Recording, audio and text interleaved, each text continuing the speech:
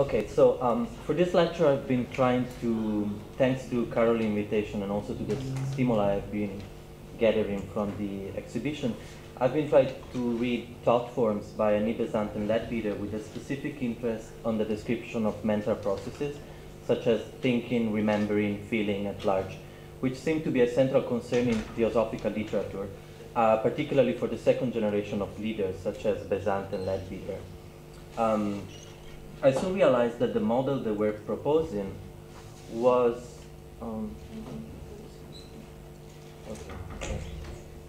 sorry, oh, that's fine. That's fine.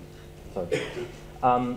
I soon realized that the model they were proposing was pointing towards an idea of embodied intersubjectivity, in which thoughts and feelings are presented as a somehow shared experience, which I hope can vibrate, as theosophists would say, with what Victoria was talking about. But first of all, a brief introduction to what theosophy is. The Theosophical Society was officially founded in 1875 in New York City by Elena Blavatsky and Colonel Harry Olcott, among others. And the primary aim was to enhance the awareness of the relationship between nature and spirit, and to enable the individual to achieve a direct, intuitive knowledge, which they called wisdom. Other objectives were the fight against materialism in science and dogmatism in religion, the scientific investigation of the laws of the universe, the development of the latent powers of man, and the promotion of a brotherhood among humans. The classical formulation of the Society's teaching is to be found in The Secret Doctrine by Leva Blavatsky, published in 1888 with a very interesting subtitle, The Synthesis of Science, Religion, and Philosophy. And the text is grounded in Western occult tradition, in spiritualism, Oriental religions, all placed within an evolutionary scheme that was derived both from contemporary scientific evolution theory and traditional Indian concepts like cosmic cycles. The entire process of cosmic evolution, as we will see, is also the story of personal divine awakening, in which the spirit interacts with matter and comes to know itself through the evolution of the consciousness. So in this lecture, we will actually focus our attention on the second generation of leaders of the movement, namely Annie Besant and Charles Leadbeater. And I won't go through Annie Besant's biography because I think Caroline will talk a little bit about it, but basically starting from Blavatsky teachings, the two moved the focus of their inquiries from the comparative study of religion into thought forms, science, and past life, with a clear focus on Buddhism and Oriental teaching. And actually this will be one of the reasons of the schism of the German section of the Theosophical Society with Rudolf Steiner, which will later found anthroposophy, in which Jesus Christ, remains kind of a pivot for this idea of cosmic evolution. And progressively, we can see also more and more focus and an interest of these two intellectuals on science and its relationship with spiritualism. But in order to understand thought form theory, we have to get familiar, first of all, a little bit with the basic knowledge of theosophical human physiology and the way the relationship between the body and the outside world was understood by them. And I will do this mainly through the reading of two texts by Besant, Man and His Bodies from 1896 and Memory and Its Nature. And the images are instead taken from a book by Leadbeater, which is called Man, Visible and Invisible from 1902. So first of all, by man, theosophists identify the thinking self, which is immortal. And by bodies, they refer to the various cases, the various envelopes in which this self is enclosed. And each of these cases enables the self to function in some definitive regions of the universe. So the body, as understood by us today, like our flesh and bone, is therefore only the lowest form of these bodies, and it's called the physical body, which is formed for the period of one's own physical life, and the consciousness working in it is limited to the ordinary limitation of space and time. The physical body is then divided by theosophists into the gross body and its etheric double. The etheric double is the hexaduplicate of the visible body, particle by particle, and the medium through which play all the vital and electrical currents. So basically, according to Besant, modern physical science of that time was asserted that all bodily changes, whether muscles, cells, or nerves, are accompanied by electric action. And whenever electric action occurs, ether must be present, which interpenetrates everything. So no particle of physical matter is in contact with another particle, but each swings in a field of ether. The etheric body is violet-gray in color and is visible to the trained eye. So by means to the etheric double, what theosophists call prana, which is the life force, runs along the nerves and the body and thus enables them to act. It enables movement, and it basically enables also breathing. Then we have the astral body, which is another definitive region of the universe surrounding the physical body and interpenetrating it. Again, all the physical atoms are supposed to have their astral envelope, and the astral matter serves as the vehicle of what theosophists call jiva. Jiva give rise to all magnetic, chemical attraction, to all the forces of cohesion and repulsion. So in the astral body, basically, there are the centers of sensations. Without the astral body, there would be no connection between the external world and our mind. The astral body is also the vehicle of what theosophists call the kamic consciousness, which is the set of all the animal passions and desires. And then we have the last body, is called by theosophists the mind body, which is basically the vehicle of the ego, of the thinker. In this matter, the self manifests itself as a mind, as in the next below, the astral body, it manifests itself as sensation, as the center of sensations. It is oval, egg-like in shape, interpenetrating again the physical and the astral bodies. At this level, there is no separation into senses or different sensations, but everything is vibration, and the communication is carried at the same time through color, sound, and form. The highest part of, well, there are 7 different layers of this mind body. The highest part is what is called the causal body, and that is basically the nucleus which is carried on through reincarnation from life to life. So basically what theosophists call aura is the man itself as it is visible to the clairvoyant eyes and manifesting in the different planes of the consciousness and according to its development. And when a clairvoyant can see the aura, the physical body is visible as a kind of denser crystallization in the center of these egg-like shapes, these egg-like bodies. So in which way the physical and the etheric body can become vehicle for our consciousness? Basically, according to theosophists, the impact of external objects, and this could be vision, sound, or touching, cause a series of vibrations that are set up in the brain and are transmitted to the astral body. So the brain merely receives vibration, and the consciousness working in the astral body changes the vibration into sensations, and in the mental body it changes the sensation into perception.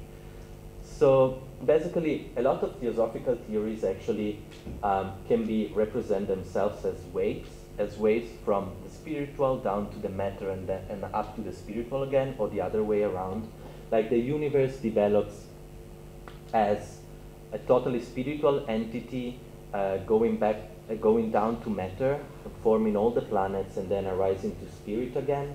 The way the human race developed is something like this. We used to be, theosophists say, made just of ether, and then we plunged into matter, and now we are in what they call the 5th race, which is the moment in which we are starting to ascend again towards a spiritual state. And also, knowledge and consciousness works in a similar way. The vibration we get from the outside world is filtered through the different layers of body, and it becomes something more abstract, which then goes down again in our brain as basically as an idea. So according to theosophists, after a certain time, the impact of the objects is not necessary anymore, and such memorized perception becomes an idea, a concept, or a mental image. So we can see now how the whole theory of functioning of the body and of its mental processing is based on basically on a paradigm of vibrations coming from the outside, resonating in different ways in the different bodies, and then sending back waves that can eventually create a preferred path of behaviors, thoughts and moods that basically form one's own personality and behavioral habits and travel beyond us. So moving now to the analysis of the theory of thought forms as it's developed in the 1905 publication, we see how the premise of the whole study is basically the idea that thoughts and desires live and act in the outside world, and they influence everything they get in contact with. This happened because every thought provokes not only a vibration in the matter of the mind-body together with a color emanation, but according to them, under this impulse, the mind-body expels as well a part of itself, and this takes a form according to the nature of the vibration. Therefore, every thought produces two effects, a radiating vibration and a floating form in the air. And this form is basically something which is made of a part of our own matter, our own body. It's a part of ourselves. And the movement of these forms also depends on the nature of thought.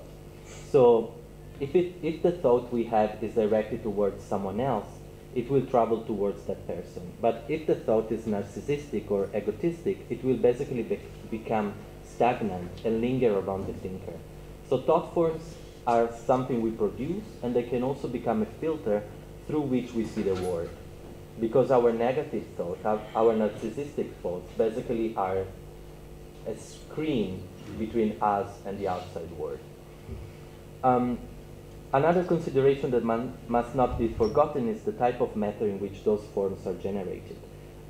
Theosophists state that if a thought is purely intellectual and impersonal, like for example if the thinker is attempting to solve an algebra problem, the thought form and the wave of vibration will be confined entirely to the mental plane. But instead, if the thought has in it something of selfish connotation or personal desire, this vibration will turn downwards, and it will draw around itself a body of astral matter in addition to the one of mental matter. So such a thought form will be capable of acting upon the astral bodies of our other men and eventually rise in them desires of passion, similar to the ones we have. So three general principles underlie the production of all thought forms. Basically, the quality of the thought determines the color. Basically, the purest, the brightest. The nature of the thought determines the form. And the definiteness of thought determines the clearness of the shape. So basically, if our feelings or our thoughts are very vague, we will have a cloudy shape. Often, if we have aggressive behaviors and feelings, we will have pointy shapes. And for higher feelings such as love, devotion, generosity, we will have clearer color from blue to white, and the thought form will assume very often a round or crystal-like shape. According to Besant and Leadbeater, there are also three different types of thought forms. We have thoughts reproducing images of the thinker or of other people. We can have thought forms taking the form of objects or landscapes, or finally we can have thoughts taking an original form, expressing the quality pertinent to their nature. And what's interesting to notice is that actually the images they decided to publish in their book are only dealing with this last class of thought forms, which now we would call the more abstract ones. So in the case of this last class of images, the thought forms were visualized by Besant and Leadbeater, and then they were described to three different painters. And these painters made the actual watercolors that we see in the book. Unfortunately, basically no research has ever been done on these painters, and we were not able to gather much information about them. Mr. Prince and Mrs. McFarlane are still a complete mystery, and a little more we actually know about John Varley, who is the third painter. And we know, the information we know, we basically know them through a publication of Leadbeater, which I will talk about a little bit later. But what's interesting to note is also that only a few paragraphs are actually dedicated by Besant and Leadbeater to the relationship between thought form and art. So we cannot actually talk about a definite theory, I think, but there are some interesting hints. like when they state that artists are always dealing with the representation of thought forms when producing their work. Basically, according to them, by deeply thinking and meditating on the subject that they want to represent, they form a thought form in front of them, and then they basically copy them. They copy the thought form. So, therefore, in a way, art has always had to do with the representation of thought form, and abstract art would only be the transition from the representation of some sort of thought form, the third class, to the representation of the figurative thought form, to the last class of thought forms, which is the more abstract.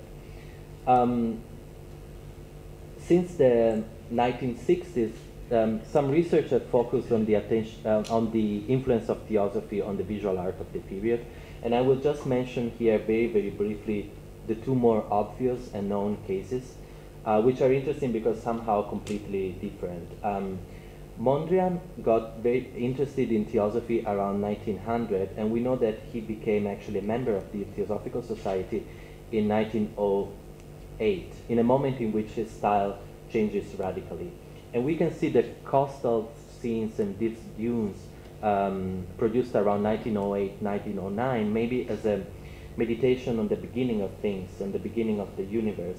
And also the many, many paintings and drawings reproducing chrysanthemums can be seen has been seen actually by some researchers as a meditation on the working of evolution and on decay and on the decay of the body. Mondrian moves in Paris in 1911, and he actually rents a room in the headquarters of the Theosophical Society.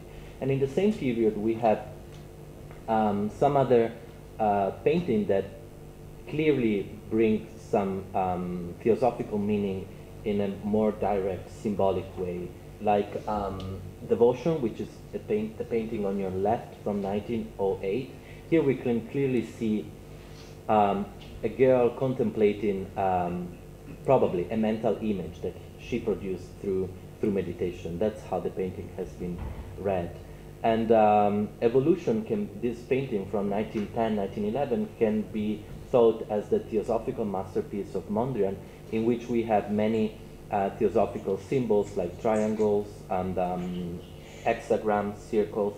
And the painting has been seen as a representation of the three different bodies of man, as I've been talking about earlier, or as a progression from matter to a spiritual realm. But actually, already in 1913 or 1914, his ideas, when Mondrian is clearly moving towards a more radical abstraction, his ideas are not understood anymore by the Theosophical Societies, and his thought has been too revolutionary, basically. And with the style comes in Mondrian a progressive disenchantment with the strict precepts of theosophy. Kandinsky is, of course, another very clear example, and we know that before 1911, Kandinsky was already doing some exercises and contemplation after Indian models. He was really, really interested in meditation. He was reading a lot of Rudolf Steiner and going actually to his lectures, and he owns a copy of Thought Form. And Kandinsky really clearly has absorbed the idea that every human being possesses higher bodies and expresses it in the use of expressive props, like we can see in this lady in Moscow from 1912, in which there's a sort of radiating aura coming out of the body of the lady, and there are also some abstract forms which can be thought as thought forms emanating from her body. And of course then from 1911, 1912, Kandinsky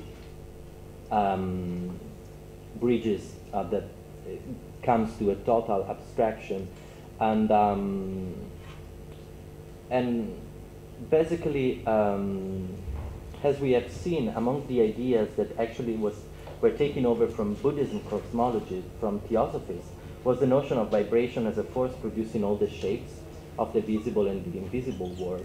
And Kandinsky adapted theosophy's vibrational model in his theory. Basically for him, finer emotions consist of vibrations. Vibration shapes the work of art. The work itself vibrates, and the soul of the beholder is set into vibration when contemplating the work of art.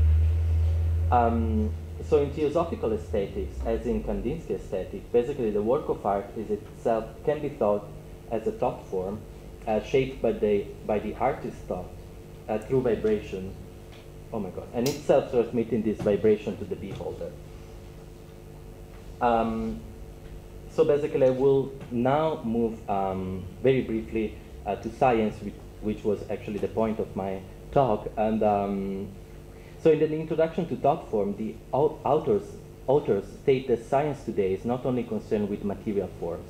Scientists are forced to watch beyond matter in order to elaborate hypotheses on forces which are regulating it. They mention, for example, X-rays, which have rearranged, according to Besant, some of the older ideas of matters, while radium and radiology, basically, has revolutionized them and is leading the science beyond the borderline of ether into the astral world. So basically, according to theosophies, in current science of that time, the boundaries between animate and inanimate matter are broken down. And the study of thought is one of the most promising paths leading from the physical world to the astral one. So basically, now what I would like to point out after Vittorio's talk is how the theory of thought form was somehow pointing towards a neuroscientific model of intersubjectivity in a way which resonates with what we have heard about mirror neurons' functions. Basically, the theory of thought forms was clearly pointing towards an idea of embodied intersubjectivity and empathy, in which thinking and feeling are presented as a shared experience. Since higher bodies are indeed porous, capable of absorbing thought forms, every mental object that is produced can get in contact with other people and can define their thinking, how they relate to the world, and how they attract further thoughts and emotions. Of course, we have to distinguish science and pseudoscience or mad science or clairvoyant speculation, but if we take into consideration the time in which these theories were developed, at the time when the discovery of X-rays, radio transmission, electrons, radioactivity, and atomic substructure were making atomic physics a field where anything seemed possible, and spiritualism was taken pretty seriously among some scientists, I think contemporary readers back then might have found theories like thought form very hard to distinguish from real science. And mirror neurons show us that every time we observe actions performed by someone else, our motor system resonates together with the one of the observer, of the observed, sorry. And the same thing happens for emotion and sensation. So in an analogous way, each thought, emotion, or feeling formed in the mind of someone close to me interact directly with my body, according to thought form theory. So intersubjectivity becomes intercorporeality, basically, a sharing of bodies. And there is a physiological mechanism that creates a direct link between the sender of a message and its receiver. Basically, this mechanism is neural, as far as mirror neurons are concerned, or can be based on a totally different understanding of the body, according to theosophists. So although based on different and difficult to prove premises, the idea of a psychological base for empathy was already around in theosophical thinking, as well as in art theory, of course, but this will be a totally different lecture. Do I still have a couple of minutes? Or, okay. Of course. Okay, great. So now I would actually go a step farther and analyze a little bit the role of this theory of the different bodies of the man and the way the mental processes work in relation with reincarnation, which is a field of inquiry that occupied particularly Leadbeater for a very long time. And Leadbeater is indeed the author of a series of books entitled The Soul Growth Through Reincarnation, in which he traces the past life of some 200 theosophists of his time. So if I said before that we basically don't know anything about the mysterious artists involved in the creation of the thought form plates, we actually know everything about the previous 15 lives of one of them, John Varley, who was a landscape painter born in 1850 and who died in 1933, and who since the age of 30 was part of what was called the inner circle of the Theosophical Society in London, and whose past life Leadbeater recollected in 1894. So given that theosophists consider that we have only one life, thousands of years long, and that what we call life on this planet is only one day of this longer existence, basically every theosophist was assigned by Leadbeater a specific name, which somehow transcends the actual person, the current embodiment, and suggests an everlasting feature of the soul. So John Varley was actually called Erato, which is the name of the muse of lyric poetry. Leadbeater states that theosophical ideas of reincarnation differs from the traditional, let's say, ones.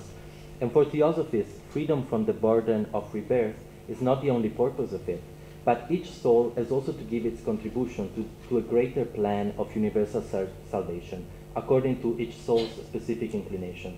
So as far as John Varley is concerned, whenever there is an opportunity in his lives, he is drawn to art. So basically his mission would therefore be helping backwards souls and young souls to achieve enlightenment or progression through art and through aesthetic experience, and that's why he was called Erato. So basically, well, in his 11th life, Erato was a sculptor in Egypt, and who carved the statue which is now the Louvre, and in his 15th life, he was an acclaimed sculptor of the time of Phidia, and actually at the end of the book, Leadbeater provided an appendix in which there's a list of artworks of this Erato / Calamis / John Varley that can be seen at the British Museum. So basically, how does reincarnation work in relation to all the man's bodies that we have been talking about before? Basically, death for theosophists is the moment in which the thinking ego, the mind body, slips out of the physical body, like actually what happens every day when we go to sleep, with the difference that it draws out the etheric body with it, and so the breathing function of the physical body, it's impossible. The mind body is actually the only part which survives death, and it literally grows as the process of reincarnation continues. So the more we live, the more lives we live, the more our mind body grows. And when I was reading about these issues, I actually stumbled upon a very interesting article on the New York Times, which I want to mention very briefly. And it was the story of Kim Susie, a girl who died of cancer at the age of 23 in 2012. And Susie actually decided her brain to be preserved in a cryonic clinic in Arizona in order for her billions of interconnected neurons to be scanned when eventually that technology will be available, analyzed and converted into computer code that can mimic the way our brain works. You can actually find all this in internet, but apparently some scientists believe that 50 years from now, we will be able to generate a digital replica of a person's mind, and this mapping technique involving scanning all the brain connection in thousands of slices with an electron microscope is already tested in some institutes. But apparently with the technology we have now, we will need thousands of years for mapping an entire human brain, and we will consume half of the world's current digital storage capacity. Nonetheless, this idea of somehow enhancing someone's life through the preservation of thought, thinking patterns, memory, and emotions really resonated with all the theosophical readings I was doing, especially these YouTube videos actually that Susie was posting during her illness, in which she was stating that any sufficiently advanced technology is basically not distinguishable from magic. So whether or not believing in theosophist clairvoyant power is of course not the point here, but what I think is interesting is to see how theosophists at that time were pushing the boundaries of science, looking for a new way of thinking between experiment and belief, basically, between exact data and intuition. And in the same way, for example, the hermits of Monte Verità in Switzerland at the beginning of the century, or many other life reformers, were struggling to find a third way between communism and capitalism, a closer contact with nature and a society based on equity. In the same epoch, basically, theosophists in India were trying to find a new way between science and religion, a knowledge which will basically nurture at the same time our body and our spirit. So I think we should try not to dismiss this as pure fantasy, but to consider it somehow as a serious attempt to investigate the brain, to investigate the formation of and transmission of thought and emotions, which is something that is still haunting us today in many different ways. And yeah, I guess this is the answer.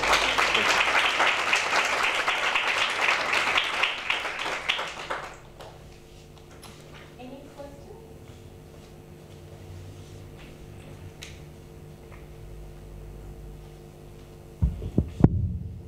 Well, I have one thing to say. Thank you very much. It's fantastic. You know, it might be true that he had many lives, Oh, yeah. John Varley, because his great-grandfather was the artist who illustrated Blake. Yes. And I so, actually forgot to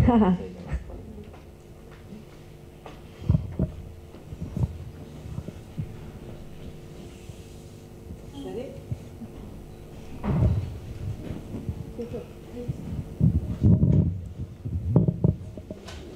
Hi. I was wondering if, so when you send a thought form out to someone or it twirls around you, does it ever, like, die? Does it go away? Or do all thought forms that we send out, like, remain in the world? Well, thought forms are basically made of matter, but it's matter that vibrates, and I think their idea is that it loses power over time, but it never dies. Basically, once it's out there, it continues to travel, like basically sound waves. Yeah. So when you mentioned that if we were going to map out the entire layout of the brain, that would occupy half of the data storage that is currently available, is it realistic to imagine that this data storage limits will be much, much, much greater in that future anyway?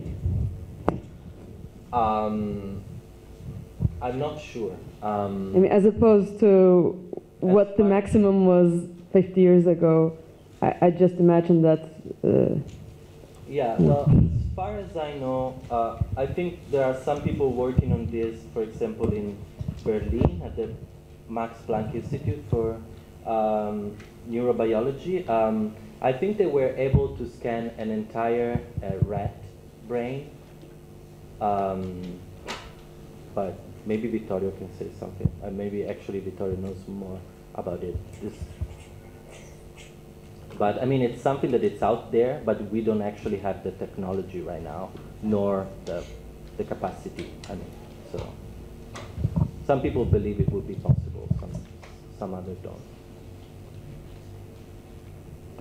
Yes, I was trying also to connect what you were saying with the previous analysis of some moment in which art had a sacred place, no, and maybe today is another position in which is probably a much more secularized world, no? So, previous speaker was saying. So, in your case, when you're thinking that these thought forms, and according to the philosophic dogma, no, they translate into vibrations and in kind of affect the astral body of the soul, no. That set of beliefs that also could be compared to the anthroposophist as well idea of the astral body and other theories from that period could, yeah, certainly maybe help to create that sacred place today. But from your analysis, have you seen any more contemporary elaborations, no, that could help in that sense? Like I'm thinking there was a movement called the Thrive, no, of a certain philanthropist millionaire who was thinking as well on a kind of a certain notion of evolution of the human soul and so on. I mean, or are you especially interested in the 20s and late 19th century spiritual references? Well, yeah, I've been studying more the direct influence of philosophy on the development of modern art. Yeah, I don't know about the movement you were talking about. Well, maybe we can talk about it. Yeah. Philanthropist? What? Oh, that just means dare. Yes. No, but you were referring to a specific Yes, movement. Istanbul. Okay. Well, it's interesting because there was never a theosophical lodge opened in Istanbul. It's a very mysterious thing. There's been all over the world, but not in Istanbul. I always wondered if it was something illegal or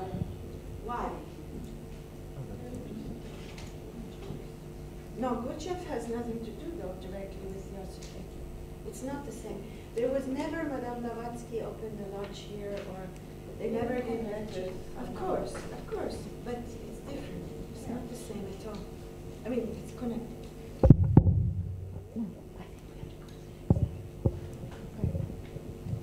Any questions?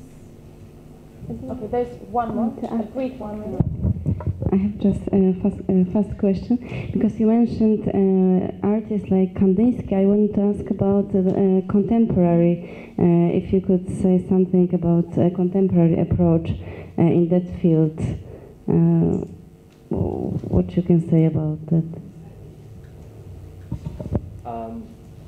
Well, I mean, in general, a clear example of the influx of theosophy on contemporary art could be this exhibition as a whole, I guess. Yeah, that's a good answer. That's a really good answer.